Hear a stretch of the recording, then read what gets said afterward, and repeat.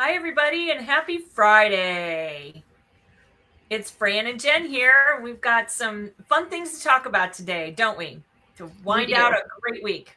So many of you know that we're getting ready to launch a course on working with influencers. And one of the questions investors have had is, how can you tell if your influencers are real? And so we thought, wow, that's part of the course that we kind of hadn't really done quite so much work on. So we thought, well, we're going to jump on a quick live today and talk a little bit about, are your influencers real? And how can you tell? And, we have a process in our upcoming course called Getting the Right Influencer, Get the Right Influencers for Your Brand. We have a two-part process. One is called DIY, where you're doing visual checks of channels, and the second part is using tools. Well, the visual checks of the channels is the thing that people tend to skip over. They just go, oh, look, they have, 10,000 followers or 50,000 followers. And unless you really look at their channels, you're not going to see what their engagement is about. And Jen and I are all about the engagement. Okay. You can have a really big channel, but if people are not chatting with you, commenting, liking, or resharing what you do, it's not worth it as far as working with the brand to tell their story. And what everybody seems to forget is that on Facebook, Instagram, and Twitter, the average engagement runs for any kind of channel between 1 and 3%. So let's do some simple math here. If you have 100 followers and you're hoping to get 1 to 3% engagement, that means 3 people. Okay. Now we amplify these numbers when you're in the 5, 10, 15, $50,000, 50,000 follower category and do the math 1 to 3%. Okay. So the guideline is for us, that's a minimum kind of engagement that we want from an influencer that we are considering selecting for brand activation. So, how does this work in real life? Well, Jen, always our hands on person, is going to show us 3 examples of influencers with really good engagement and what we're looking at. So, she's going to share her screen, and take us through it. So, take it away, Jen. All right. Here, let me share. All right. So we're going to walk through 3 different people's channel because we want you to see influencers at different levels and also have some aspirational things to look at or look forward to as your brand grows and can reach out to larger and larger influencers if it's the right fit for your activation. So the first one is someone we work with often, and one of our friends, Jill Robbins. She has 33,000 followers. And if you can see, she has a very low number of following. I think that's one thing to look at, first of all, is if somebody is following a large amount that's over what they have following them, then most likely you're kind of running into someone who is buying followers, doing the follow for follow type game. And for those Which is no, legitimate, no. yes, definitely a no-no because those are not real followers. It's a lot of bots, people that are not interested in the same topic. Unfortunately, people get into that numbers game of they just want to have a whole lot of followers. And as Fran said, we're all about the engagement.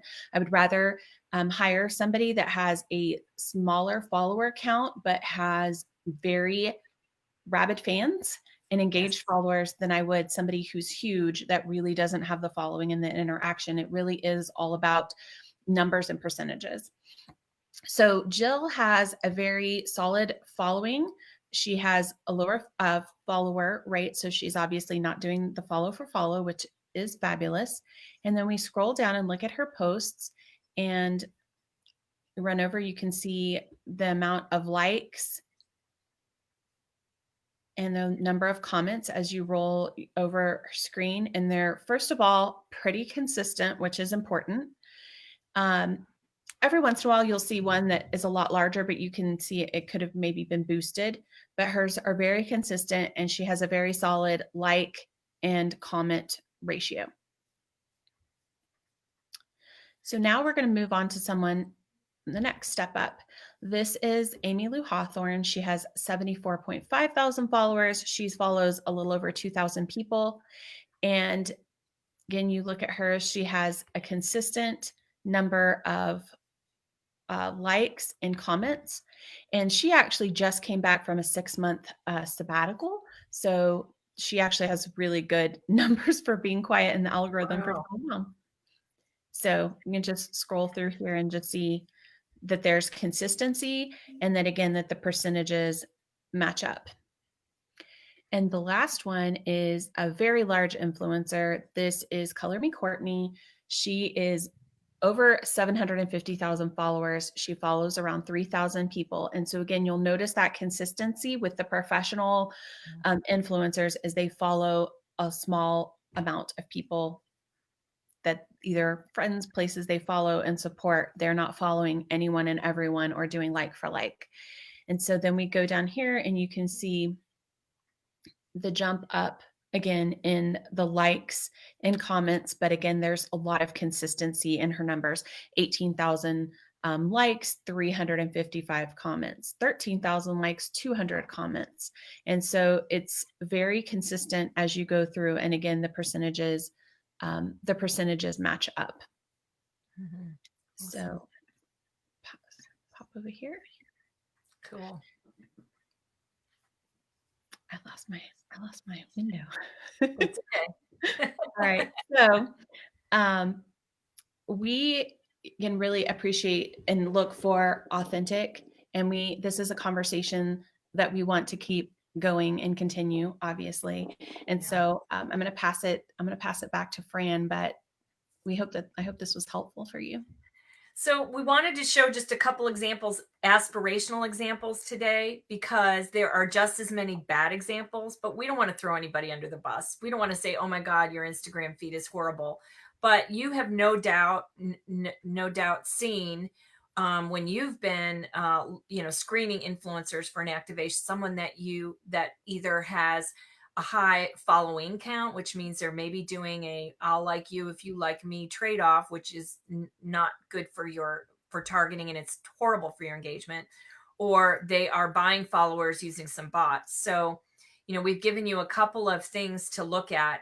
Is their engagement 1 to 3% of their total follower count or higher?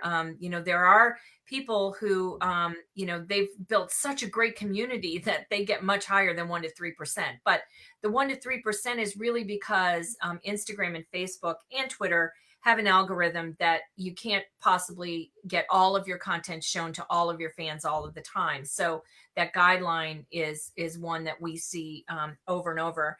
And honestly, we love sharing good examples of things, and we're always about helping our brands and our fans on our Facebook page, and